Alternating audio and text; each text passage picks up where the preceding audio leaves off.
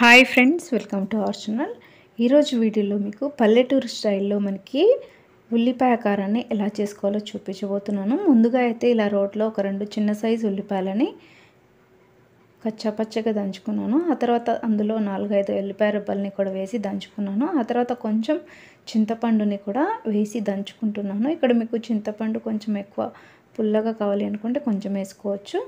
ఇక్కడ మరీ ఎక్కువ పుల్లగా లేకుండా సుమారుగా ఉండేటట్టు వేసుకొని ఆ తర్వాత కొంచెం ఉప్పు వేసుకొని ఇలా మెత్తగా దంచుకున్నాను. ఆ తర్వాత మెత్తగా దంచినాక ఇందులో 1 స్పూన్ వరకు కారం అయితే ఫస్ట్ వేసుకుంటున్నాను. ఎందుకంటే మనకి ఉల్లిపాయలు ఎక్కువ ఉంటే ఎక్కువ వేసుకోవచ్చు. ఇక్కడ నేను తీసుకున్న క్వాంటిటీకి ఈ స్పూన్తో 1.5 స్పూన్ వరకు కారాన్ని వేసుకొని మొత్తం ఇలా నేను రోట్లో దంచుకున్నాను. మనకి మిక్సీలో రుబ్బే ఈ ఉల్లిపాయ కారం కంటే ఇలా రోట్లో దంచుకుంటేనే మనకి మంచి టేస్ట్ అనేది వస్తుంది. అలాగే మనకి ఈ కారం కూడా మనకి పుల్ల పుల్లగా అలాగే కారం కారంగా చాలా బాగుంటుంది. ఇలా మొత్తం దంచుకున్నాక తీసి నేను ఒక చిన్న బాక్స్లో అయితే పెట్టుకున్నాను.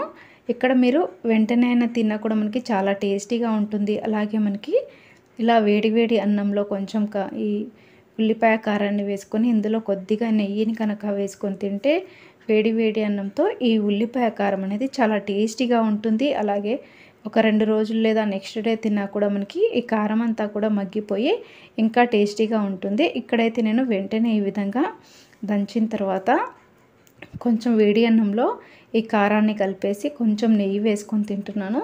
టేస్ట్ అయితే చాలా బాగుందండి. మీరు కూడా తప్పకుండా ట్రై చేయండి. ఎందుకంటే మనకి ఇందులో పల్లెటూరులో చేసుకునే ఆ రుచి అనేది వస్తుంది. మీరు కూడా తప్పకుండా ట్రై చేయండి అండ్ ఈ రుచిని మీరు కూడా ఆస్వాదించండి. ఇక్కడైతే నేను ఈ ఉల్లిపాయ కారాన్ని తాలింపు వేయకుండానే డైరెక్ట్గా ఈ విధంగానే తింటున్నాను. సూపర్గా ఉందండి. Thanks for watching.